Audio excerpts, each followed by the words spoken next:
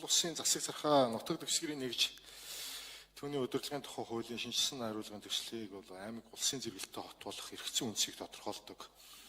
Хот тосхны эрх зүйн байдлын тухай хуулийн шинжилсэн хариулгын төсөлтөө бол одоо уялдаж явах хэрэгтэй байна. Энэ дээр одоо төслийн 71-р зүйлд заасан засаг захиргааны нутаг дэвсгэрийн нэгж удирдлагын зарим чиглэлийг хот тосхон шилжүүлсэн зохицуултыг хот тосхны эрх зүйн байдлын тухай хуультай уйж илүү тодорхой болгох хэрэгтэй байгаа. 71-ийн 1 дахь заалт хэсэгт бол улсын зэрэгэлдээ хот түүний үндэс нэгжид энэ хуулийн 21-оос 23 дугаар зүйл заасан аймаг сум багийн зарим чиглэлийг шилжүүлнэ гэсэн томьёолол оруулсан байна.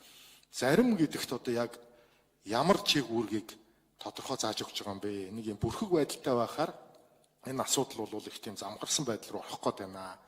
Аймгийг улсын чанартай хот болгохдоо мал аж ахуй, газар тариалангийн бүс болсон сумдыг хэрхэх тухай бас тодорхой бус байна. Энийг бас тодорхой болгож болохгүй юу?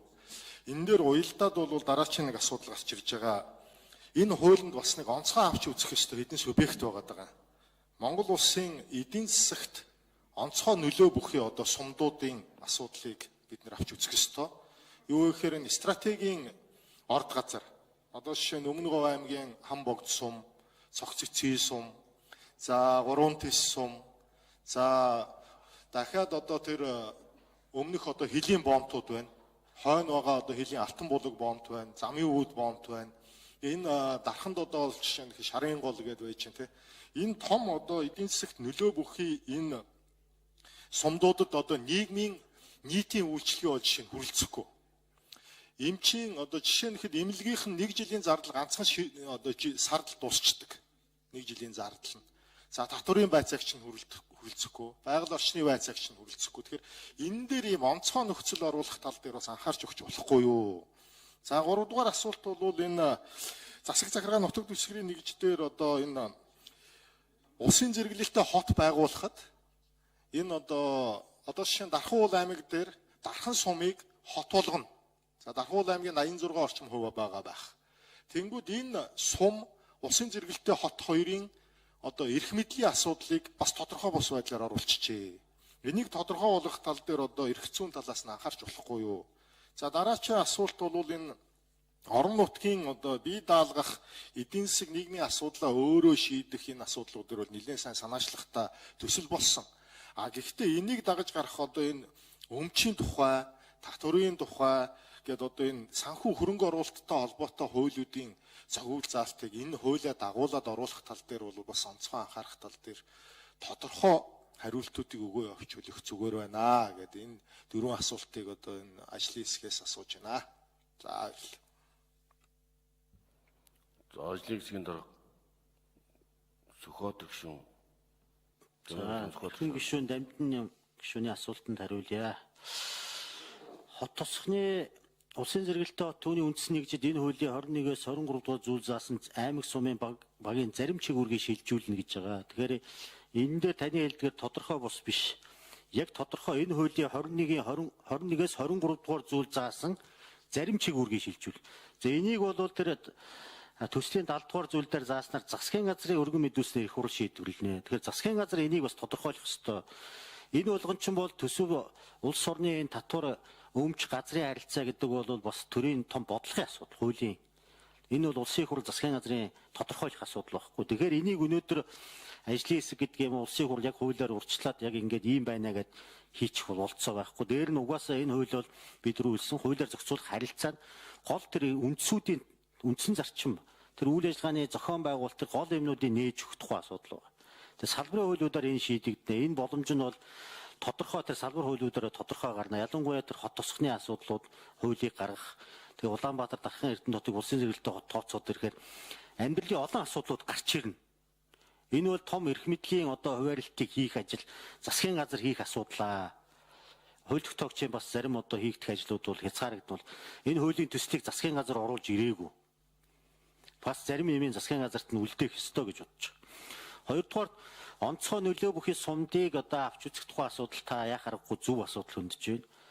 Урьдчилан надтай энэ асуудлаар Булган Туяа гишүүн бас энэ асуудлыг ярьж байсан.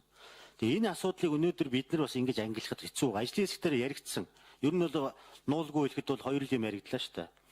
баян сум, ядуу сум гэдэг ойлголт баг гарч ирээд шүү дээ. Байгалийн баялагтай үр өгөөж илүү хүртдэг одоо аймаг сумд байна. За нилээдэн тийм биш байна. Татаас шилжүүлэг аваад явж байгаа ийм газрууд байна. Тэгээ энийг жоохон зааглая. Томилгоо төсвөн жоохон бас өөр вэ гэдэг байгаа. Гэхдээ энэ нэгжийн хуулийн дээр яг тэрийг одоо бид нар бол тодорхойлчих одоо бас ирэх нь бол тодорхойгүй. Ер нь засгийн газар энэ хууль гарсны дараа бомб, скватер, замын үүд, бүсийн төв болсон, ховд, чой болсон, дархан эрдэнэт мэтийн ийм улсын зэрэгэлдээ хотуудын удирдлагын асуудлыг гартаа авах хэсэг. Мөн одоо тодорхой сумдад засгийн газрын бүрэн эрх төлөөлөгч томилох хэсэг асуудлуудыг энэ засгийн газрын болон бусад хууль дээр анхаарч ингэж өөрсдөө авч үзэх нь зүйтэй болов. Манай хууль тогтоогчдын хувьд ч гэсэн засгийн газарт энэ асуудлыг тавих нь зүйтэй байх гэж бодож байна. Нэгжийн хуулийн дээр өнөөдөр яг энийг одоо би тэр нь онцгой нөлөө бүхий улс орны эдийн засаг нийгмийн амьдралд гүйцэтгэдэг сум мөн биш гэж бол ярихгүй. Хотуудыг бол тэгж ангилж байгаа шүү дээ. Улсын зэрэгэлтэй хот гэдэг бол улс орны амьдралд онцгой нөлөө үзүүлдэг. Жишээл замын үед бол сум боловч яг л хот шүү дээ. Үзүүлж байгаа нөлөөллөөр аваад үзэх юм. Тэгэхээр ийм шаардлага байгааг зөвшөөрж байна.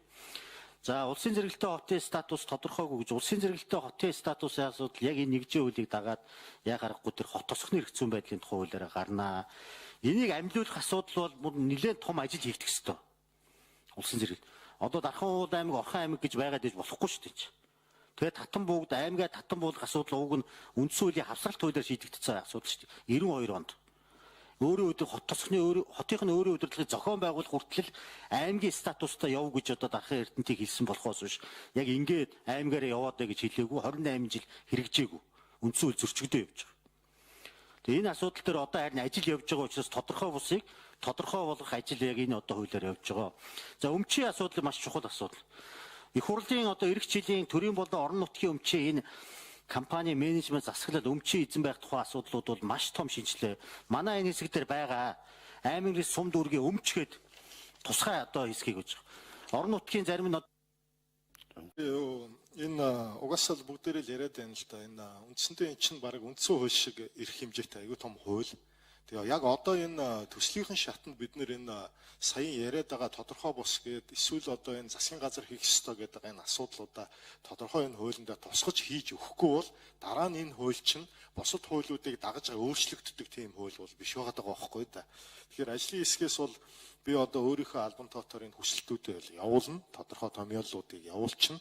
Аймаг орон нутгатайгаа бас ярилцж байгаа. Тэгээ энийг та бүхэн маань бас тусах тал дээр нь анхаарч өгнө үү. Тэгээ бас засгийн газартаа зөвшөлдсөн үү энэ ялангуяа одоо саяын тэр нэг юм статусын асуудал, эдийн засагт нөлөө бүхий сум суурин газруудын асуудал, өмчтэй холбоотой асуудал, тэгээд аймгийн төвийн сумдыг улсын зэрэгэлдээ хот болгоход давхарцсан удирдлагатай болохоор байгаа энэ эрсдлийг арилгах тал дээр аль болох тодорхой чиглэлийн өөрчлөлт